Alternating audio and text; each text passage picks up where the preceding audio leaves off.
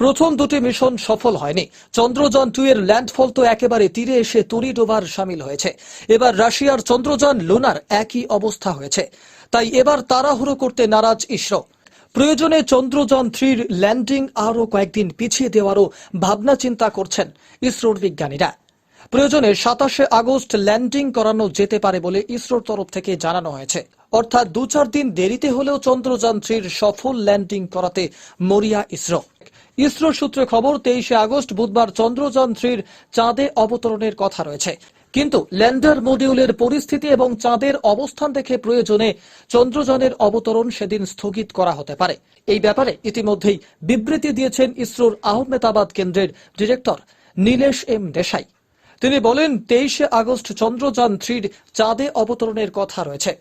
তবে সেটাই চাঁদের মাটিতে অবতরণের সঠিক সময় কিনা তা ল্যান্ডার মডিউলের পরিস্থিতি এবং চাঁদের অবস্থা দেখেই আমরা সিদ্ধান্ত নেব। যদি কোনো সমস্যা মনে হয় তাহলে আমরা 27শে আগস্ট মডিউলের চাঁদে অবতরণ করাতে পারি। তবে কোনো সমস্যা হওয়ার কথা নয় এবং 23শে আগস্ট চন্দ্রযান-3 চাঁদের মাটিতে অবতরণ করাতে সক্ষম হবেন বলেও আশাবাদী ইসরো অধিকর্তা। চন্দ্রযান-3 চাঁদে অবতরণের দিন নিয়ে সোমবারই ইসরোর চেয়ারম্যান এস সোমনাথের সঙ্গে বৈঠক করেছেন কেন্দ্রীয় বিজ্ঞান ও প্রযুক্তি প্রতিমন্ত্রী জিতেন্দ্র সিং। চন্দ্রযান-3 প্রকৃত অবস্থা সম্পর্কে বিস্তারিত কেন্দ্রীয় মন্ত্রীকে জানান ইসরো চেয়ারম্যান। আগামী 23শে আগস্ট চন্দ্রযান-3 চাঁদে অবতরণের সম্ভাবনা নিয়ে ইসরোর প্রশংসা করেন কেন্দ্রীয় মন্ত্রী। চন্দ্রযান-3 সফট ল্যান্ডিং হবে এবং প্রধানমন্ত্রী নরেন্দ্র মোদীর নেতৃত্বে ভারত এক ইতিহাস গড়বে বলে আশাবাদী জিতেন্দ্র সিং। প্রসঙ্গত, 23শে আগস্ট সন্ধ্যা 6টা 4 মিনিট নাগাদ চাঁদে অবতরণের কথা রয়েছে চন্দ্রযান-3। সেটি বিভিন্ন প্ল্যাটফর্মে সরাসরি সম্প্রচারিত করবে ইসরো। বিকেল 5টা 27 মিনিট থেকেই ISRO website, YouTube channel, Facebook এবং ডিডি ন্যাশনাল টিভিতে চন্দ্রযান-3 অবতরণ প্রক্রিয়া এবং অবতরণ সরাসরি দেখা যাবে। 23 अगस्त को लैंडिंग प्रोसेस कितनी ऊंचाई से शुरू होगी और लैंडर की स्पीड क्या रहेगी?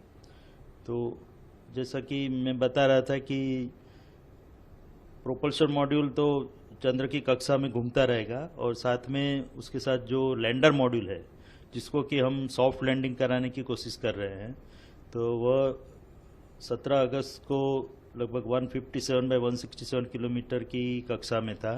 वो अभी 113 बाई 113 की ऑर्बिट में घूम रहा है और उसको 100 बाई 30 किलोमीटर की ऑर्बिट में जाने के बाद 23 अगस्त को 30 किलोमीटर की ऊंचाई से वह नीचे की ओर प्रयाण करेगा।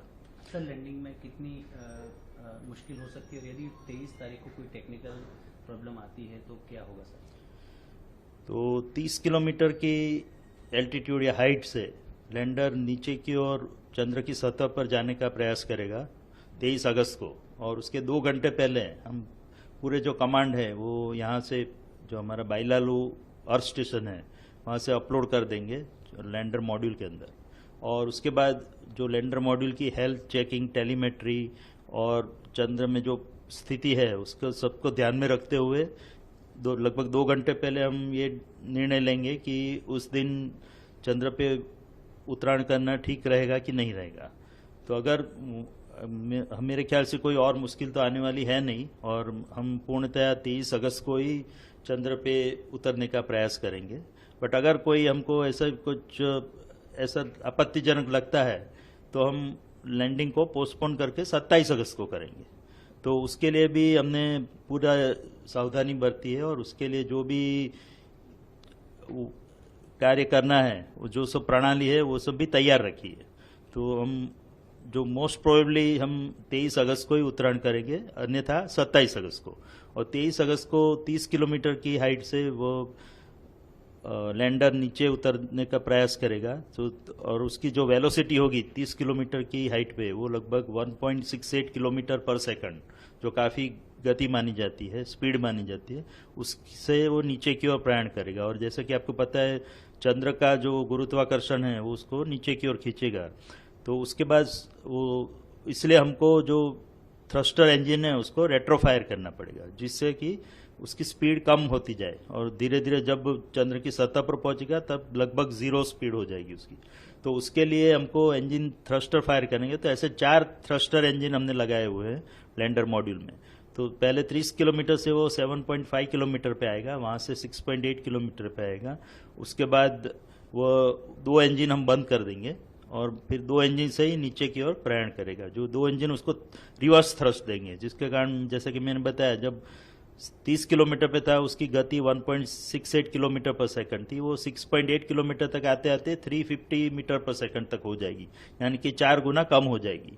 उसी तरह वो 6.8 किलोमीटर से फिर 800 मीटर तक आएगा और तब लगभग उसकी स्पीड जो है वो 0 मीटर पर सेकंड जैसी हो जाएगी।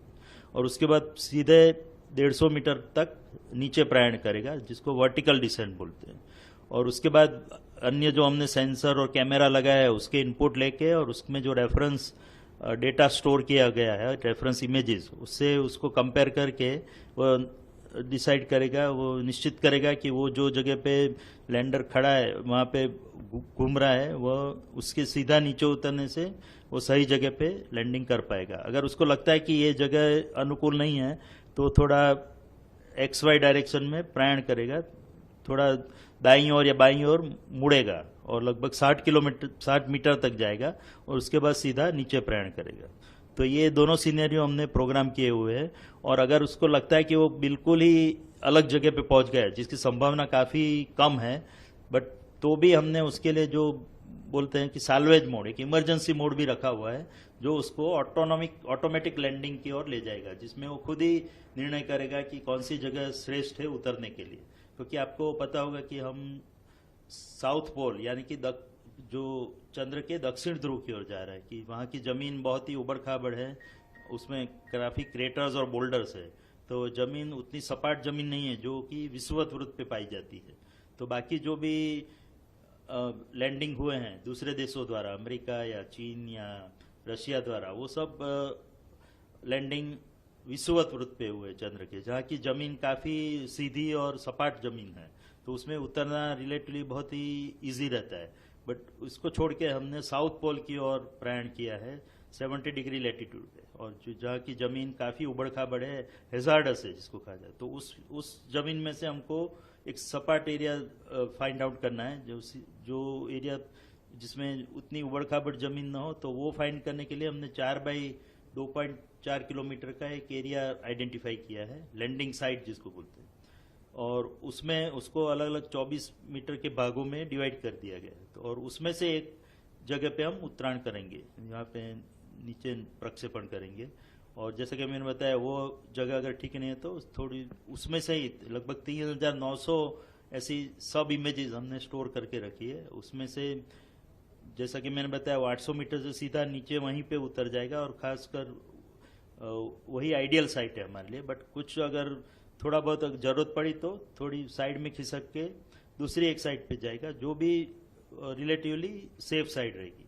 और जैसा कि मैंने बताया, अगर 23 अगस्त को हम उत्तरायण का प्रयास नहीं करते और 27 अगस्त को करते हैं, तो वो लगभग जो मेन साइट है उससे 400 से 450 किलोमीटर दूर रहेगी, यानी कि अहमदाबाद के बदले हम बम्बई में उत्तरायण करेंगे, उस प्रकार का सीनरी होगा। बट वो साइट भी उतनी सही नहीं है जो पहली साइट है, बट फिर भी उसमें भी हम सफलतापूर्वक नीचे लैंडिंग करने में सफल हो जाएंगे, ऐसी हमारी पूरा कॉन्फिडेंस है। ছোট্ট মাতব্বরের রিপোর্ট, খবর 7 দিন।